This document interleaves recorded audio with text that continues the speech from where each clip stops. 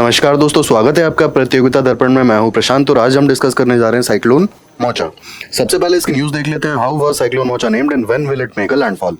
ये न्यूज देखने को मिली थी। इस न्यूज को अगर हम डिटेल से डिस्कस करें तो it will make a landfall in West Bengal as well as Odisha in upcoming week. इसके हम डेवलपमेंट की बात करें तो this cyclone was developed in south eastern Bay of Bengal as well as southern Andaman Sea. और अगर हम नाम की बात करें तो name was suggested by Yemen. और ये किसके बेसिस पे था? ये एक पोर्ट सिटी के बेसिस पे था जहां से कॉफी का इंट्रोडक्शन हुआ था। और आप लोग कैफे मौका करके आपने नाम सुना भी होगा, तो वो इसी सिटी के नाम पर कहा जाता है। अब इसकी अगर हम लोकेशन देखें तो यहाँ कहीं पे मौका या फिर मोचा का लोकेशन है। ये आपका यमन है एंड दिस इज रेड सी। आइए अब साइक्लोन्स की नेमिंग की बात कर लेते हैं। सबसे पहले नेमिंग जो होती है ये रीजनल रूल्स पे होती है, जैसे Atlantic ocean as well as Indian ocean, southern Indian ocean, northern Indian ocean. तो जो रूल्स हैं वो अलग अलग हैं। Atlantic ocean and like northern Pacific ocean, यहाँ पे रूल्स अलग होंगे। नॉर्दर्न इंडियन ओशन के रूल्स अलग हैं। अब इन रूल्स को अगर हम डिस्कस करें तो WMO यानी कि World Meteorological Organization and United Nations का Economic and Social Commission of Asia and Pacific, इन्होंने एक पैनल एस्टेब्लिश किया 1972 में। एंड पैनल का नाम था पैनल ऑन ट्रॉपिकल साइक्लोन। और इस पैनल का काम सिर्फ था नेम असाइन करना साइक्लोन्स को। और इंडिया एज यूजुअल इसका मेंबर है, एज वेल एज जो कंट्रीज, आपका कंट्रीज जितनी भी इंडियन ओशन की बॉर्डरिंग कंट्रीज हैं, अगर हम यहाँ से स्टार्ट करें, Thailand, Myanmar, Bangladesh, India, Sri Lanka, Maldives, Pakistan, Iran, as well as Arabian peninsula की सऊदी अरेबिया, ओमान, यमन, ये सारी कंट्रीज इसकी मेंबर हैं इस पैनल की, जिनका काम है किसी भी साइक्लोन के नाम को सजेस्ट करना। अब नॉर्थ इंडियन ओशन की अगर हम नॉमेनक्लेचर की बात करें तो यहाँ के जितने भी नाम होते हैं ये जेंडर न्यूट्रल होते हैं और अल्फाबेटिकली अरेंज्ड होते हैं, और इन्हें सजेस्ट ये पैनल करता है इन नामों को। तो ये जो मोचा है, मोचा का नाम यमन ने सजेस्ट किया है। अब इंपॉर्टेंस की अगर हम बात करें, क्यों इंपॉर्टेंट है किसी भी साइक्लोन को नाम देना, सबसे इंपॉर्टेंट चीज़ आती है इसमें आइडेंटिफिकेशन। आप इजीली किसी भी साइक्लोन को आइडेंटिफाई कर सकते हैं। इसके बाद अवेयरनेस। आप किसी भी साइक्लोन के लिए अगर आपको अवेयरनेस या फिर न्यूज़ अनाउंस करनी है तो बहुत ईजी हो जाता है कि आप किसी भी एक पर्टिकुलर नाम को उठा के कन्वे कर सकते हैं और बहुत इजी गोइंग में आपकी न्यूज़ कन्वे हो जाती है। उससे जो जुड़े हुए जितने भी खतरे हैं, कब आएगा, कब लैंडफॉल होगा, कब बारिश हो सकती है, कब तेज़ हवाएं चलती हैं, तो इस चीज़ में बहुत यूज़फुल होता है ये। और इसके बाद क्लैरिटी। सपोज अगर 2 या 3 साइक्लोन एक साथ लैंडफॉल कर रहे हैं तो यहाँ पे क्लैरिटी होना बहुत ज़रूरी है कि कौन सा साइक्लोन किधर से आ रहा है, किस तारीख को आ रहा है। तो यहाँ पर किसी भी तरह का केओस और किसी भी तरह का कंफ्यूजन नहीं होगा। और लास्टली हमें याद करने में या फिर रिकॉर्ड करने में बहुत आसानी हो जाती है। अगर आप सपोज एग्जांपल के लिए आप अम्फान या फिर ताउक्ते की बात करें तो ये साइक्लोन शायद 2-3 साल पहले जा चुके हैं, लेकिन इनका डिस्ट्रक्शन इतना ज़्यादा था, इतना मैसिव था कि आप लोगों को ये साइक्लोन नाम से भी याद रहते हैं अगर आप बात करेंगे तो, कि अम्फान में कितना डिस्ट्रक्शन हुआ था या ताउक्ते में कितना डिस्ट्रक्शन हुआ था। तो इस तरीके से ये सारे इंपॉर्टेंट लाइक रीजंस हैं कि क्यों हम साइक्लोन्स को पर्टिकुलर नाम देते हैं और क्यों ये पैनल बनाया गया। अब आइए ट्रॉपिकल साइक्लोन्स की बात कर लेते हैं। ट्रॉपिकल साइक्लोन्स ये एक स्टॉर्म है और इनके कैरेक्टरिस्टिक्स हैं लो atmospheric pressure, high winds, heavy rainfall and larger destruction. Cyclone का एक बहुत इंपॉर्टेंट फीचर है उसका आई, जिसे हम अगले स्लाइड में डिस्कस करने वाले हैं। एंड नॉर्थ अटलांटिक रीजन में इन्हें हरिकेन्स कहा जाता है, साउथ ईस्ट पैसिफिक में और चाइना वाले रीजन में इन्हें टाइफून्स कहा जाता है, and as usual northern Indian oceans में इन्हें ट्रॉपिकल साइक्लोन्स कहा जाता है। ये ट्रॉपिकल साइक्लोन का कुछ फॉर्मेशन का फिगर है, इसे हम डिटेल में समझेंगे। आइए पहले कंडीशंस देख लेते हैं, कंडीशंस क्या क्या हैं। अब सबसे पहली बात, साइक्लोन्स 2 टाइप के होते हैं, ट्रॉपिकल एंड टेम्परेट। तो हम फिलहाल बात कर रहे हैं ट्रॉपिकल साइक्लोन्स की। ट्रॉपिकल साइक्लोन्स की खास बात होती है कि इक्वेटर यानी कि 0 डिग्री, उससे ऊपर 30 degree northern latitude as well as 30 degree southern latitude. तो ट्रॉपिकल साइक्लोन्स इस बीच में कहीं फॉर्म होते हैं, from 30 degree northern latitude to 30 degree southern latitude and near by equator. हालांकि एग्जैक्टली इक्वेटर पे बनना पॉसिबल नहीं है, उसका रीजन मैं आपको बता दूंगा। अब tropical cyclones originate and intensify over the warm tropical oceans. और ट्रॉपिकल कौन सा? 30 डिग्री नॉर्थ से 30 डिग्री साउथ, ये मैं आपको बता चुका हूँ। अब इसकी कंडीशंस की बात कर लेते हैं। जो सी सरफेस टेम्परेचर होगा वो 27 डिग्री से ज़्यादा होना चाहिए।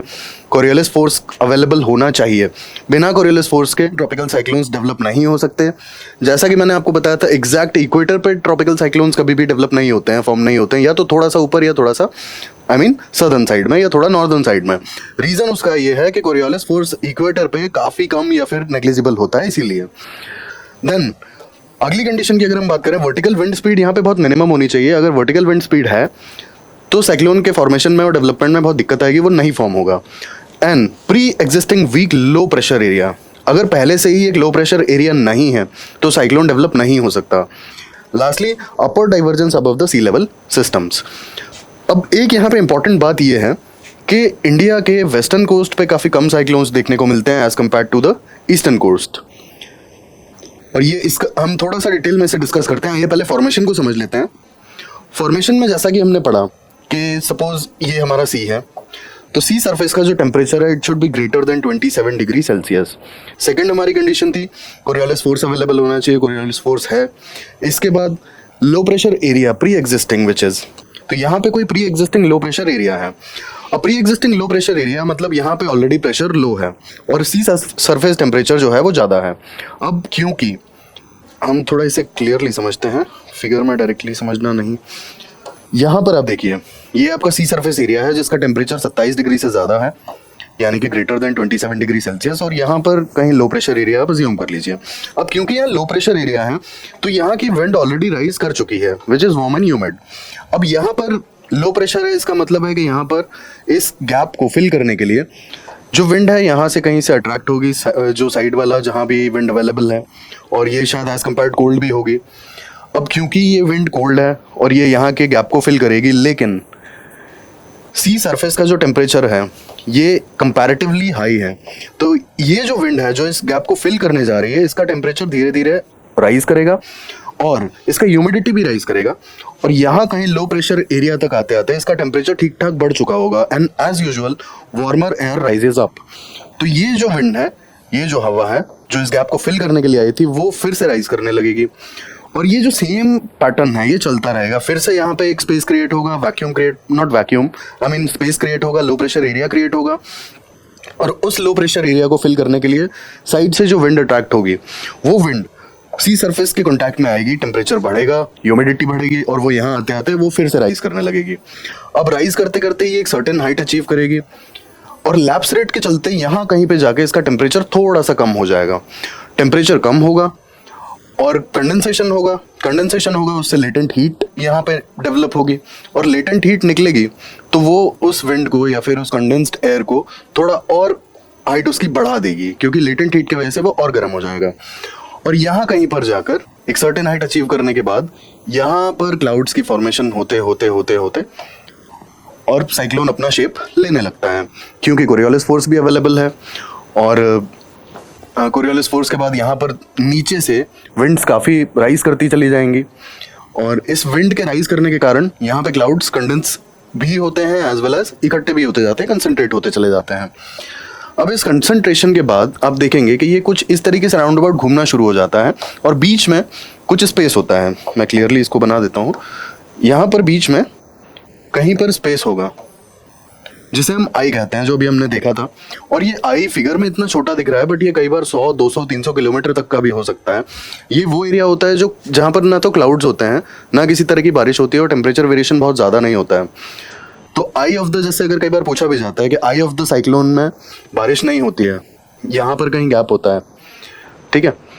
अब हम बात करते हैं कि ये जब कोरियोलिस फोर्स और ये जो क्लाउड्स हैं कोरियोलिस फोर्स के कारण से रोटेट करने लगते हैं, और ये आपको जब भी आप मेटीरियोलॉजिकल ऑर्गेनाइजेशंस जो भी आपकी क्लाउड्स की फ़ोटो आपको शेयर करती हैं सोशल मीडिया या फिर अपने हैंडल्स में, तो आप देखेंगे कि कुछ इस तरीके का आई बनता है और इस तरीके से क्लाउड्स मूविंग होते हैं। तो उसका रीज़न होता है कोरियोलिस फोर्स। अब ये जो क्लाउड्स हैं कभी ना कभी तो कंडेंस होंगे, तो ये जब एक सर्टेन टेम्परेचर इनका ड्रॉप हो जाता है और कंडेंसेशन स्टार्ट हो जाता है और लेटेंट हीट उसे रोक नहीं पाता है, then it starts raining, it starts down pouring heavily, और यहीं पे बारिश होती है। और हवाएं एज यूजुअल मैंने आपको बताया कि हवाएं इसके साथ में हाई विंड्स क्यों एसोसिएटेड हैं। यहाँ कहीं पे जो लो प्रेशर एरिया है उसे फिल करने के लिए जो विंड इस तरफ अट्रैक्ट की जाती है लो प्रेशर एरिया की वजह से, तो ये बहुत तेज़ी में आती है। रीज़न बीइंग आप सी सरफेस पे किसी भी तरह का ऑब्स्ट्रक्शन तो है नहीं, तो आप समझ ही सकते हैं कि ईजिली यहाँ पे जो विंड है इस तरफ ट्रैवल कर लेगी बिना किसी ऑब्स्ट्रक्शन के, तो उसका स्पीड ऑटोमेटिकली अगर कोई ऑब्स्ट्रक्शन नहीं है तो बढ़ जाता है। तो इसीलिए heavy rainfall as well as high speed winds are associated with cyclones. अब हमने बात कर ली ये, अब हम इसका एक इंपॉर्टेंट पॉइंट डिस्कस करते हैं। जब तक ये सप्लाई, किस चीज़ का सप्लाई, ह्यूमिडिटी का और एयर का चलता रहेगा, हॉट एंड ह्यूमिड एयर का जो सप्लाई है चलता रहेगा, तब तक साइक्लोन कंटिन्यू करता रहेगा। इसीलिए आप देखेंगे कि जब भी साइक्लोन का लैंडफॉल होता है तो वो धीरे धीरे वीक पड़ने लगता है और बहुत ज़्यादा इंटीरियर में यानी कि कॉन्टिनेंट के अंदर साइक्लोन ट्रैवल नहीं कर पाता। उसका रीज़न यही है कि इसका जो वार्म एंड ह्यूमिड एयर का जो सप्लाई है ये रुक जाता है। ये बस सी सरफेस पर पॉसिबल है, लैंड पर पॉसिबल नहीं है। आप उतनी humid airs as well as आप ये सोचिए कि लैंड पे कितने सारे ऑब्स्ट्रक्शंस होते हैं apart from topography and other things. तो इतने सारे ऑब्स्ट्रक्शंस में एयर का जो फ्लो है वो भी टूट जाता है, इसके बाद ह्यूमिडिटी का सप्लाई कट जाता है। तो इसीलिए कोई भी साइक्लोन लैंडफॉल करने के बाद वो बिखर जाता है, टूट जाता है, कमज़ोर पड़ जाता है, जिसे हम वीकनिंग भी कहते हैं। तो ये हमने सारी चीज़ें समझी साइक्लोन से रिलेटेड। ऐसे ही इन्फॉर्मेटिव वीडियोस देखने के लिए हमारे साथ जुड़े रहिए। Thank you, thanks for watching.